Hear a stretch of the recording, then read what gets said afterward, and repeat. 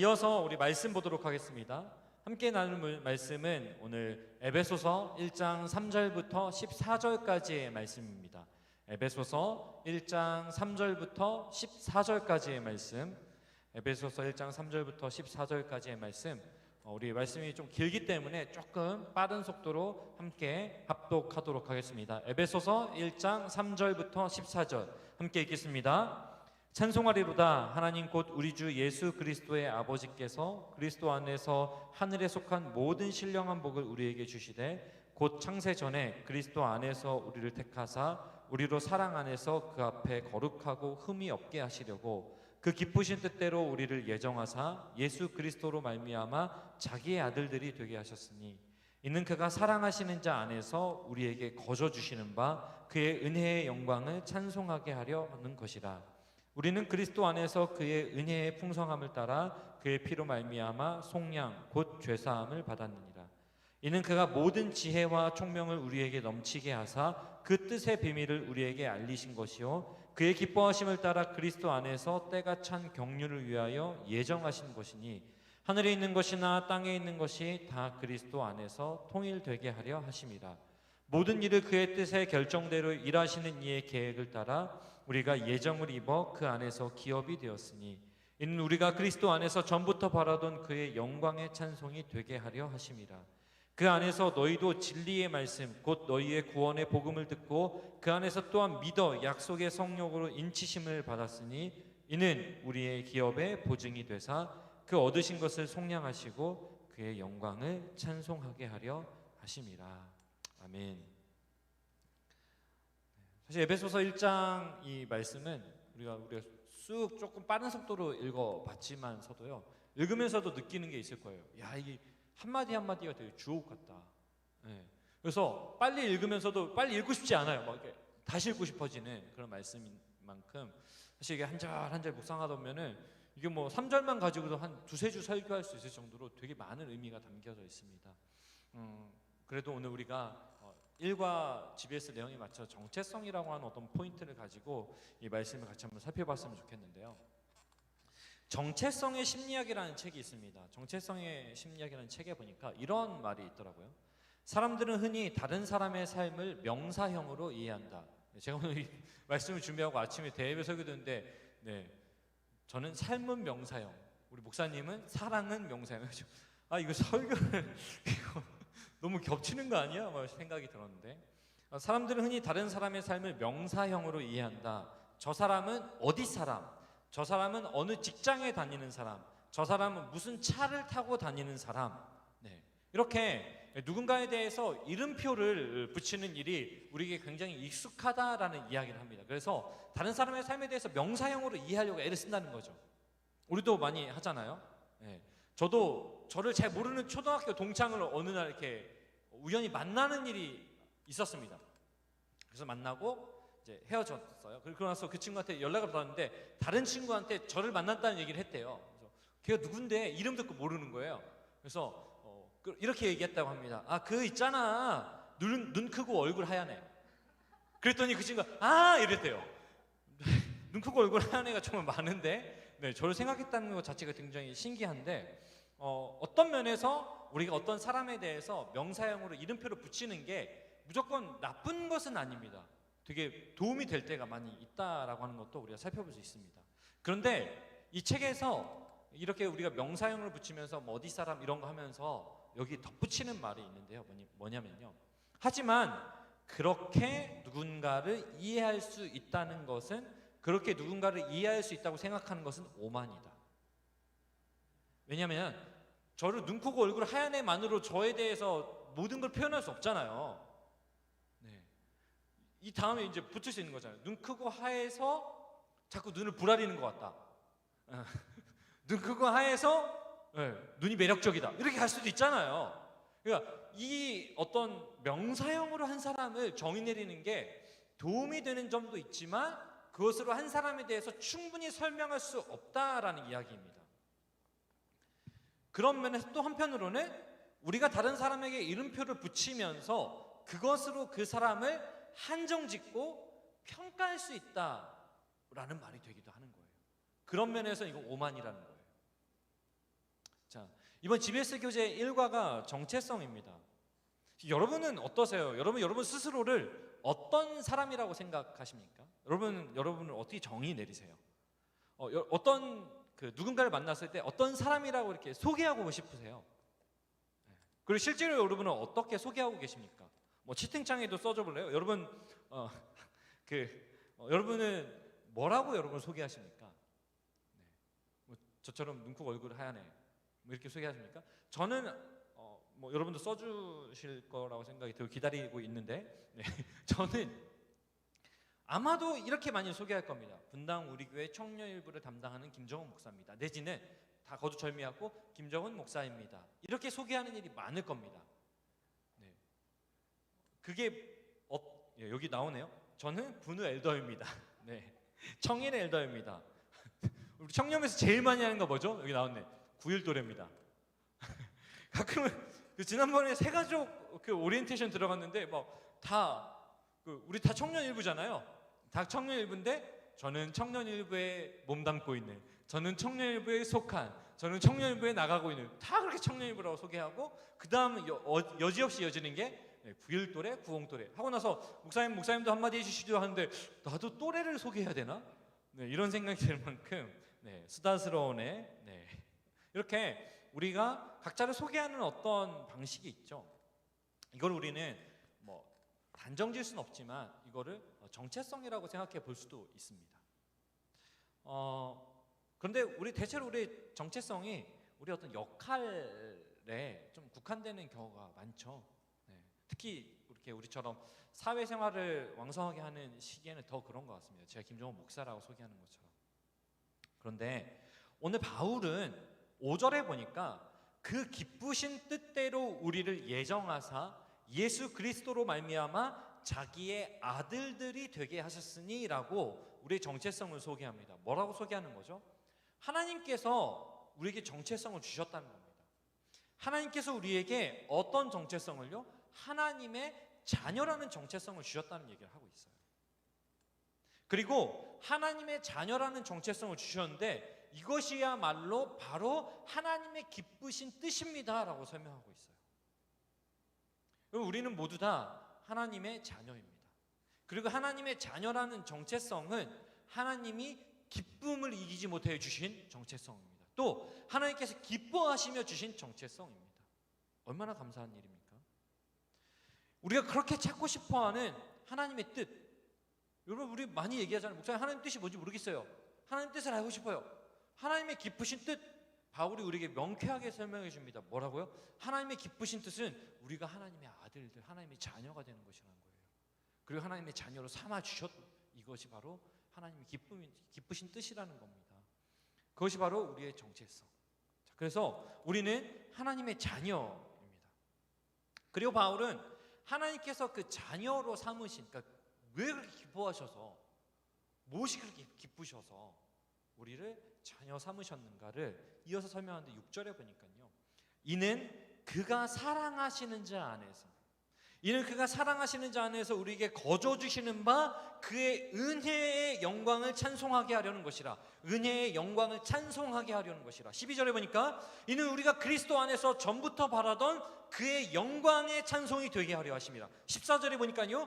이는 우리의 기업의 보증이 되사 그 얻으신 것을 속량하시고 그의 영광을 찬송하게 하려 하십니다. 6절에서도 12절에서도 14절에서도 동일하게 반복하는 말이 있는데요.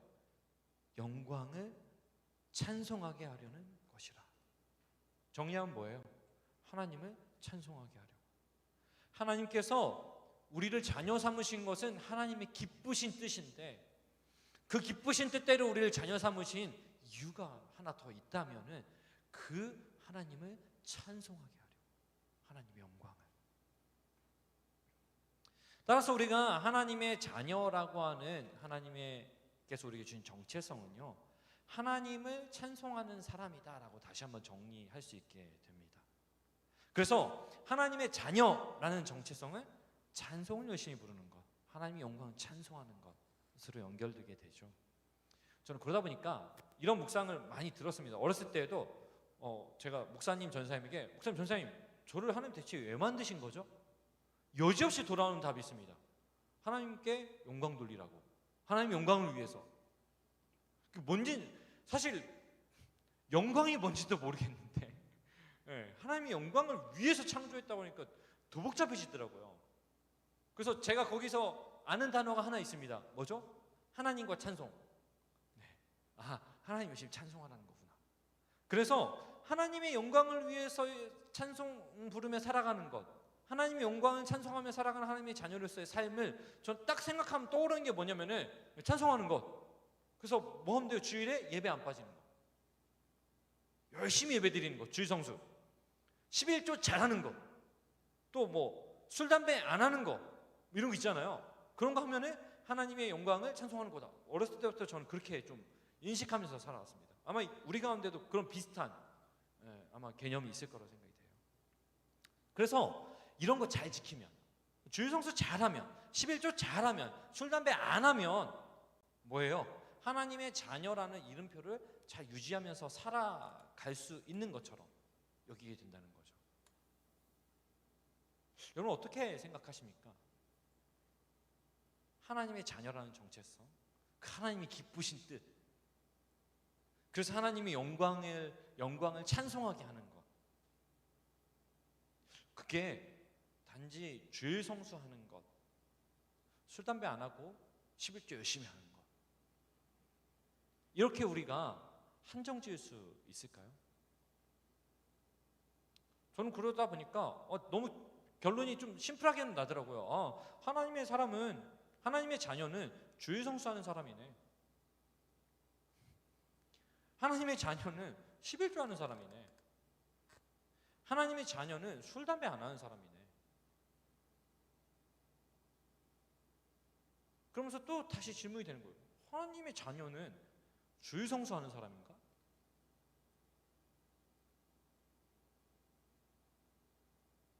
그러면서 오늘 이 말씀을 다시 한번 준비하면서 그런 생각이 들었어요. 정체성의 심리학, 그 책에서 말하는 삶을 명사형으로 이해하는 것, 그것과 그리 다르지 않다는 생각이 든 거예요. 정말 하나님의 자녀를 주일 성수하는 사람으로 우리가 정의할 수 있을까? 물론 하나님의 자녀는 주일 성수를 하겠죠. 뭐 11조 뭐 헌금 뭐 시간에 헌금이든 뭐든 뭐 열심히 하겠죠. 하나님 열심히 섬기겠죠. 이런 묵상을 하면서 뭔가 좀 석연치 않은 이 제안이 좀 생겼습니다. 그러던 가운데 본문에서 계속해서 반복되는 표현이 하나 눈에 들어왔습니다. 우리 아까 퀴즈로 나왔죠. 3절부터 14절까지 계속해서 그리스도 안에서, 그리스도로 말미암아 라는 말이 직접적으로도 간접적으로 그 사랑, 그 안에서, 그로 말미암아 이런 식으로 해서 그리스도 안에서라는 이 표현이 총 11번 등장합니다. 여러분 찬찬히 이해하면서 세보면요 11번 등장해요. 우리를 하나님의 자녀 삼으신 것도 그리스도 안에서, 하나님의 자녀가 된 우리가 하나님을 찬송하는 것도 그리스도 안에서입니다. 예배당 안에서가 아니에요. 예배당에 왔을 때가 아니에요. 그리스도 안에서입니다. 그 말은 뭘까요? 우리의 정체성이 어디에서요? 그리스도 안에서 구현되어져 간다는 거예요. 우리의 정체성이 주일 성수할 때 부여되는 게 아니라는 거예요. 우리의 정체성이, 하나님의 자녀라고 하는 우리의 정체성이 주일 성수할 때 하나님의 자녀네, 11조 할 때 하나님의 자녀네, 이게 아니라는 거예요. 어떻게 해요? 그리스도 안에서 구현되어져 간다는 겁니다. 따라서 정체성은 명사형으로 정의되는 것이 아니라 구현해가는 이야기라고 하는 것이라고 할 수 있어요. 정의되는 것이 아니라 명사형으로 정의되는 것, 붙여지는 것, 부여되는 것이 아니라 뭐예요? 구현해가는 것이 정체성이라는 것입니다. 그래서 그 책에 보니까 이런 표현이 있더라고요. 정체성의 심리학 그 책에 보니까 삶을 하나의 명사로 규정할 수 없다. 뭐 내 삶이든 타인의 삶이든 삶은 이야기이기 때문이다. 삶은 하나의 명사로 규정할 수 없다. 삶은 이야기이기 때문이다. 그래서 오늘 설교 제목이 뭐예요? 삶은 명사가 아니라 이야기이다. 그리스도 안에서라는 우리의 정체성에 대해서 바울이 뭐라고 얘기하냐면요, 고린도후서 2장 16절에 보니까 누가 주의 마음을 알아서 주를 가르치겠느냐. 그러나 우리가 그리스도의 마음을 가졌느니라. 그리스도 안에서 그리스도의 마음을 가진 우리가 그 정체성을, 그 하나님의 자녀라고 하는 그리스도 안에 있음을 구현해 갈 때 그것으로 인해서 그리스도가 가르쳐진다는 겁니다. 전달되어진다는 겁니다. 그래서 바울은 우리의 정체성에 대해서 예수님의 마음을 가진 것이라고 설명해 주는 거예요. 예수님의 마음을 가진 것. 베드로서 1장 4절에 보니까 이로써 그 보배롭고 지극히 큰 약속을 우리에게 주사 이 약속으로 말미암아 너희가 정욕 때문에 세상에서 썩어질 것을 피하여 신성한 성품에 참여하는 자가 되게 하려 하셨느니라. 신성한 성품 뭐예요? 예수님의 성품을 가진 것으로. 우리 정체성이 뭐라고요? 예수님의 성품을 가진 것, 예수님의 마음을 가진 것으로 설명한다는 것입니다. 그런 의미에서 성경이 우리에게 가르쳐 주시는 그런 정체성은 뭡니까? 예수님의 마음을 품고 예수님의 성품으로 살아보려고 하는 우리의 이야기. 그러니까 정체성은 이름표가 아니에요. 나는 하나님의 자녀가 되었습니다. 이게 정체성이 아니에요. 그냥 어디 친구들한테 가고 길거리 가가지고 드디어 내가 하나님의 자녀가 되었습니다. 이게 아니에요. 뭐예요? 예수님의 마음을 품고 예수님의 성품을 갖고 살아보려고 하는 이야기. 누구의 이야기? 나의 이야기. 엄밀히 말하면 나와 함께 하시는 예수님께서 만들어가는 이야기라고 하는 것입니다. 놀랍게도요, 여러분 역사를 쭉 살펴보잖아요. 기독교의 정체성이 아름답게 드러난 시기 있잖아요. 기독교의 정체성이, 교회의 정체성이 아름답고 분명하게 드러난 그 시기에는 100% 그런 이야기들이 있었어요. 어떤 이야기들? 예수님의 마음을 가지고 살아보려는 이야기들, 예수님의 성품으로 살아보려는 이야기들, 그게 있었다는 거예요. 약한 자를 돌아보고 소외된 자의 친구가 되어주는 참된 사랑, 그 이야기가 있었다는 것입니다. 고린도전서 13장에서 말씀하는 것처럼 때로는 한없이 온유한 사랑으로 모든 것을 다 참고 견디는 그 사랑으로, 때로는 불의를 기뻐하지 않는 단호한 사랑으로, 그리스도 안에서 그리스도와 함께 만들어가는 사랑 이야기, 그것이 바로 오늘 우리의 정체성에 관한 이야기이고 참된 기독교의 정체성이요 성경이 우리에게 가르쳐주는 정체성입니다. 이것도 오늘 낮에 담임 목사님이랑 같이 열심히 불러가지고 되게 많이 고민했는데, 저도 이미 어제 하기로 했으니까 이 찬양이 너무 많이 떠오르더라고요. 이 말씀 준비하면서. 사실은 참된 기독교의 정체성이 드러났던 그 교회사 이야기를 좀 몇 개를 좀 이야기를 나눠볼까 하다가 그냥 이 찬양 가사로 모든 게 일축되더라고요. 아까 아침에 불렀던 거, 삶의 작은 일에도 그 마음을 알기 원하네. 그 좁은 길로 가기 원해. 나의 자금을 알고 그분의 크심을 알며 소망 그 깊은 길로 가기 원하네. 뭐예요? 그 주님의 마음을 알아가는 것, 그런데 그 주님의 마음을 알고 그 주님의 마음이 우리의 마음에 담기고 주님의 성품이 우리의 성품에 담겼지만 여전히 어떻습니까? 나의 자금을 알고 그러나 나와 함께 하시는 그분이 크심을 알고 걸어가는 거예요. 그래서 어떻게 해요?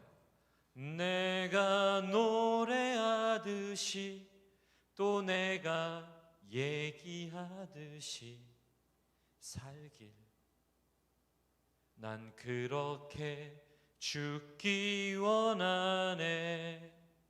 삶의 한 절이라도 그분을 닮기 원하네. 사랑 그 높은 길로 가기 원하네. 어떻게 해요? 내가 노래하듯이 내가 얘기하듯이 살게. 여러분 우리 어떻게 살고 있습니까? 내가 노래하듯이 내가 얘기하듯이. 우리 찬양 많이 듣잖아요. 그렇게 노래하듯이 우리 소그룹에서 또 우리 안에서 얘기 많이 하잖아요. 내가 얘기하듯이 그분을 닮기 원하네. 그것이 바로 우리의 정체성이에요.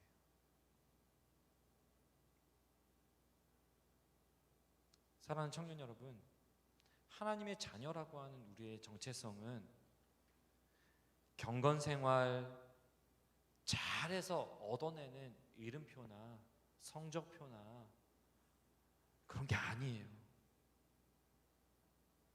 하나님의 자녀라고 하는 우리의 정체성은 또 나는 하나님의 자녀예요 이렇게 외치는 그런 명사형이 아니라는 것입니다. 뭐예요? 그리스도 안에서 만들어가는 우리의 이야기라고 하는 것입니다. 우리의 이야기. 어떻게 해요? GBS 이번 교재 주제처럼 질문하는 겁니다. 예수님이라면 어떻게 하셨을까? 예수님이라면 어떻게 하셨을까? 그분처럼 살려면 어떻게 해야 할까? 어떻게 해야 되지? 어떻게 해야 되지? 어떻게 할 수 있지? 그렇게 주님과 함께 대화하고 물어가면서 그렇게 그리스도 안에서 그분에게 질문하면서 그 사랑의 걸음을 내기도 감으로 가능해지는 것입니다. 막 무조건 뭐 주일 성수 잘한다고 그게 답이 아니에요. 주일 성수 잘하고 예배 잘 드리고 문 나서가지고 오늘 내 주차해놓은 차 긁으면 막 분노하고 막 이런 죽일 놈. 이때 우리의 정체성이 망가지는 거예요. 11조 정말 마음을 다해서 11조 드리고 돌아가는 길에 뭐예요? 길 막힌다고 막 짜증내고 내 앞에 차 한 대 끼어든다고 욕을 하면 우리의 정체성이 망가지는 겁니다. 우리의 정체성 거기에서 나타나는 거예요. 막 어마어마한 하나님 나라의 일을 하고 죽도록 주일 성수하고 여기에도 있겠지만 어디에요? 내 앞을 무례하게 끼어드는 그 차를 바라보면서 축복의 말을 빌어줄 수 있는 그것. 때때로는 정말 무례하게 살아가면서 나 예수 믿어라고 얘기하는 사람에게 단호하게 그 예수님 믿는 거 아니라고 이야기할 수 있는 거기에 참된 그리스도인의 정체성이 있다라고 하는 거예요. 그런데 어떻게 해요? 나의 어떤 감정으로 하는 것이 아니라 예수님이라면 어떻게 하실까라는 질문 속에서 분명히 예수님께서 우리에게 가르쳐 주신 것은 따뜻한 사랑이에요. 그리고 또 단호한 사랑이에요. 근데 우리는 따뜻한 것도 감정이 될 때만 따뜻해지고 단호한 것은 또 감정으로 막 분노해가지고 막 단호해져요. 그거는 우리의 정체성이 아니에요. 예수님이라면 어떻게 하실까? 예수님이 따뜻한 사랑으로 할 거라면 우리도 따뜻하게, 예수님이 단호하게 말씀하실 것 같다면 우리도 단호하게.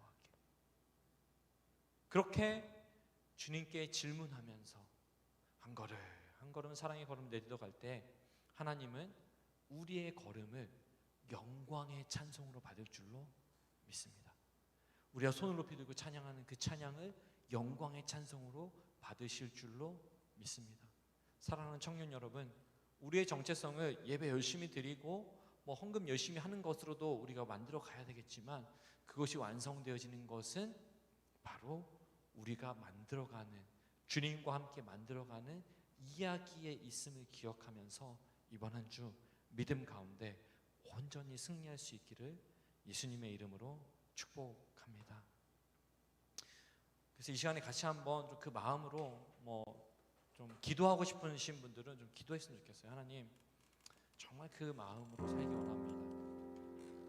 또 어떤 분들은 이 찬양으로 같이 고백했으면 좋겠어요. 나는 하나님을 예배하는 예배자, 내가 하나님의 자녀입니다. 이렇게 좀 선포했으면 좋겠어요. 그래서 내가 서 있는 곳마다 정말로 그리스도 안에 있는 나의 모습으로 인하여서 정말 그 참된 기독교의 정체성이 드러나는 그런 역사가 있게 하여 주시옵소서. 우리 그런 마음으로 함께 기도하고 또 함께 찬양하시겠습니다.